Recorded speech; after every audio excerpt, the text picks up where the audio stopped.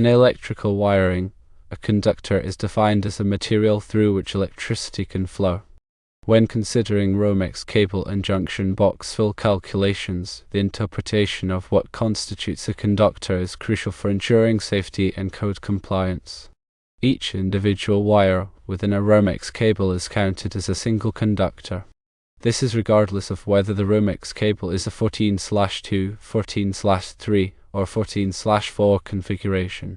For example, a 14/2 Romex cable contains 2 conductors, a 14/3 cable contains 3 conductors, and a 14/4 cable contains 4 conductors. It's vital to understand this principle because the National Electrical Code, or NEC, specifies the maximum number of conductors allowed in an electrical box based on the box's volume. Overfilling a box can lead to overheating, short circuits, and potentially fires. The NEC dictates the rules for box fill calculations. When determining the number of conductors to include in the calculation for an electrical box, several factors are taken into account. Firstly, all current carrying conductors that enter the box are counted. This includes the hot, neutral, and switch leg wires. Secondly, equipment grounding conductors, or ground wires, are also counted, but with a slight modification. The NEC allows for a single deduction for all equipment grounding conductors entering the box. This means that regardless of the number of ground wires, they are collectively counted as one conductor. Thirdly, conductor fill is important.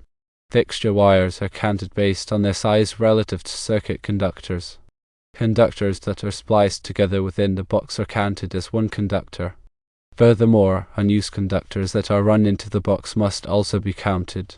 These might be spare wires for future use, but they still contribute to the box fill. Cable clamps, if internal to the box, are counted as one conductor based on the largest conductor entering the box. Device yokes, such as those for switches or receptacles, also affect the box fill calculation. Each yoke takes up space equivalent to 2 conductors. Understanding these rules is essential for correctly calculating the conductor fill in an electrical box. The NEC provides tables and formulas to determine the maximum number of conductors allowed in various box sizes. It's important to consult these resources to ensure compliance and prevent overfilling. Overfilling an electrical box can create several problems. Firstly, it can make it difficult to properly secure the wires and devices within the box. This can lead to loose connections and potential electrical hazards. Secondly, overfilling can restrict airflow, causing the wires and devices to overheat. This can degrade the insulation and increase the risk of short circuits and fires. Thirdly, overfilling violates the NEC, which can result in fines and other penalties. Therefore, it's crucial to accurately calculate the conductor fill and choose an appropriate box size. There are several types of electrical boxes available, each with different volumes. Common types include metal boxes, plastic boxes, and surface-mounted boxes. The volume of the box is typically marked on the inside of the box. When selecting a box, it's important to consider the number of conductors, devices, and cable clamps that will be installed. It's always better to choose a slightly larger box than to try to cram everything into a box that is too small. In addition to the conductor fill rules, the NEC also specifies requirements for box support and grounding. Boxes must be securely supported to prevent them from pulling away from the wall or ceiling. Grounding is essential for protecting against electrical shock. All metal boxes must be grounded, and non-metallic boxes must have a grounding conductor installed. When working with electrical wiring, it's always important to follow safe practices. Firstly, always turn off the power to the circuit before working on any wiring. Secondly, use appropriate tools and equipment. Thirdly, inspect the wiring for any damage or defects. Fourthly, make sure all connections are tight and secure. Fifthly, test the circuit after completing the work to ensure that it is functioning properly. If you are not comfortable working with electrical wiring, it's best to hire a qualified electrician. Electricity can be dangerous, and it's important to take precautions to protect yourself and others. To further clarify the concept of conductor counting in Romex cables, let's delve deeper into specific scenarios. Consider a situation where a 14/2 Romex cable is entering a junction box along with a separate 12/2 Romex cable. In this case, the 14/2 cable contributes 2 conductors to the box fill calculation, and the 12/2 cable also contributes 2 conductors. This brings the total conductor count to 4 before considering any other wires or devices in the box. Now let's add a switch to the scenario.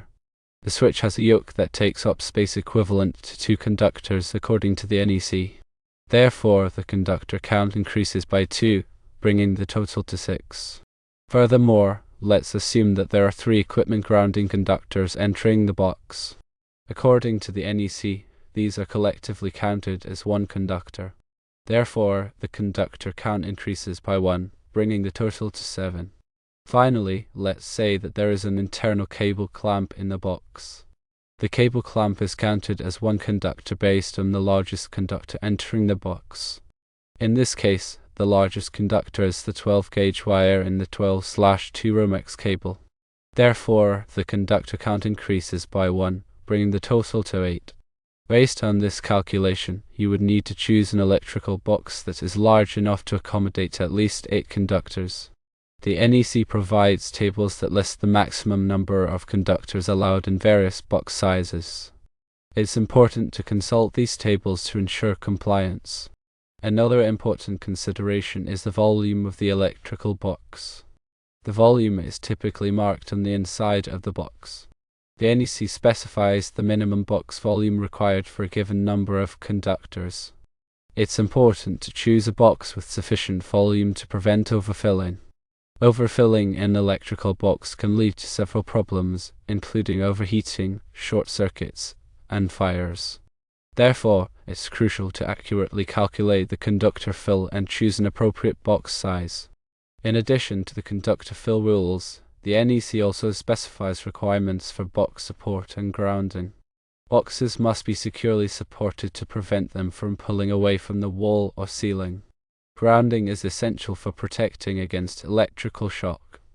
All metal boxes must be grounded, and non-metallic boxes must have a grounding conductor installed. When working with electrical wiring, it's always important to follow safe practices. Firstly, always turn off the power to the circuit before working on any wiring. Secondly, use appropriate tools and equipment. Thirdly, inspect the wiring for any damage or defect. Fourthly, make sure all connections are tight and secure. Fifthly, test the circuit after completing the work to ensure that it is functioning properly. If you are not comfortable working with electrical wiring, it's best to hire a qualified electrician.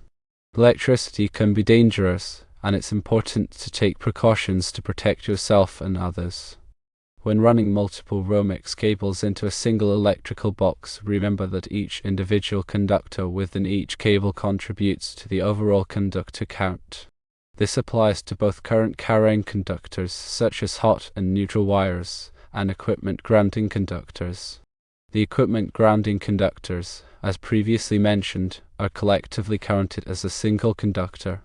However, the number of current carrying conductors must be accurately accounted for. For instance, if you have 3 14/3 Romex cables entering a box, you would have a total of 9 current carrying conductors. This is because each 14/3 cable contains 3 conductors.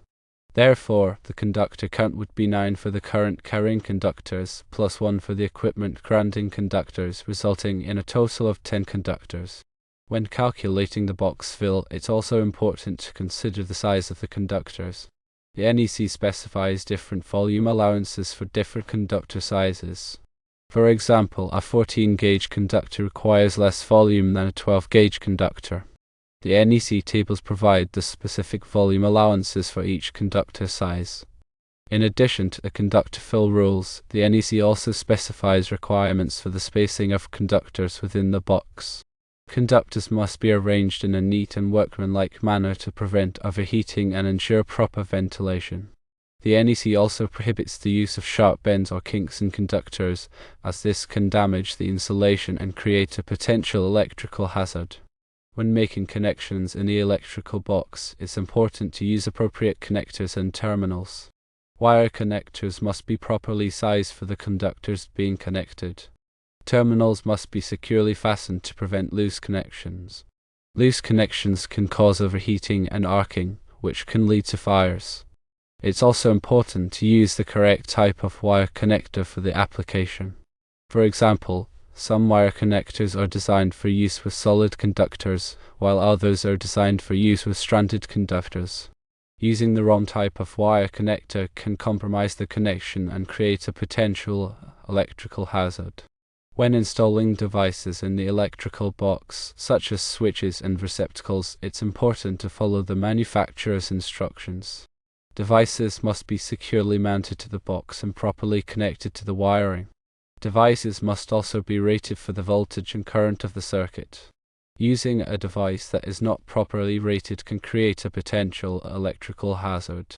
After completing the wiring in the electrical box, it's important to test the circuit to ensure that it is functioning properly. This can be done using a multimeter or other testing equipment. The circuit should be tested for voltage, continuity, and ground fault. If any problems are detected, they should be corrected before energizing the circuit. Energizing a circuit with a problem can create a potential electrical hazard. Therefore, it's important to take the time to test the circuit and ensure that it is functioning properly. In addition to the NEC requirements, local electrical codes may also apply. Local codes may be more stringent than the NEC requirements. It's important to consult with your local building department to determine the applicable electrical codes in your area. Failure to comply with local electrical codes can result in fines and other penalties. Therefore, it's crucial to be aware of the local codes and ensure that your electrical work complies with them. When working with electrical wiring, it's always important to prioritize safety. Electricity can be dangerous, and it's important to take precautions to protect yourself and others. Always turn off the power to the circuit before working on any wiring. Use appropriate tools and equipment. Inspect the wiring for any damage or defects. Make sure all connections are tight and secure. Test the circuit after completing the work to ensure that it is functioning properly. If you are not comfortable working with electrical wiring, it's best to hire a qualified electrician. They have the knowledge and experience to perform electrical work safely and correctly. Always remember that when counting conductors in an electrical box for the purpose of box fill calculations, each individual wire within a Romex cable is considered a separate conductor. The equipment grounding conductors are treated differently, being collectively counted as one conductor. This understanding is key to ensuring compliance with the National Electrical Code and maintaining electrical safety. In summary, firstly, each individual wire within a Romex cable is counted as a separate conductor. Secondly, equipment grounding conductors are collectively counted as one conductor. Thirdly, the NEC provides tables for box fill calculations based on conductor size and box volume. Fourthly, always prioritize electrical safety and consult a qualified electrician if needed. Fifthly, adhere to both the NEC and local electrical codes. Sixthly, ensure proper spacing and secure connections within the electrical box. Seventhly, use appropriate wire connectors and terminals for the application. Eighthly, test the circuit after completing the wiring. Ninthly, consider the volume allowances for different conductor sizes when calculating box fill. Tenthly, always turn off the power before working on any electrical wiring.